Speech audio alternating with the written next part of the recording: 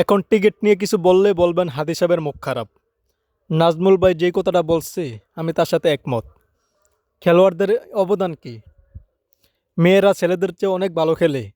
এমনও আমি শুনলাম একটা নিউজে 3-4 মাসের বেতন ভাতা কিছুই দেয় না, তার বেতনে পায় না। আর ছেলেরা 36 রান এবারে অল উইকেট হয়ে গেছে।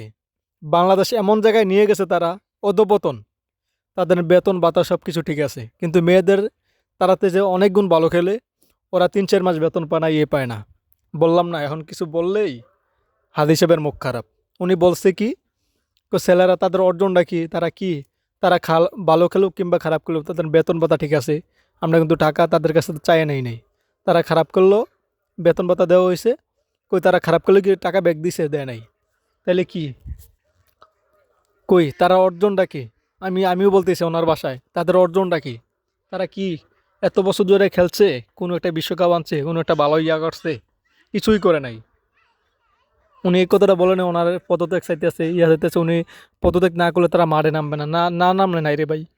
19 দলেতে 18 দলেতে আবার ভালো প্লেয়ার আনেন, আইনে সেরা আবার জাতীয় দল গঠন করেন। তারা অনেক খেলছে, তাদের এখনও অবসরও দরকার আমি মনে করি। তারা যত বড় হয়ে গেছে বেশি, তাদেরকে অবসরে পাঠাই দেন, আবার নতুন দল গঠন করেন, কোনো সমস্যা নাই।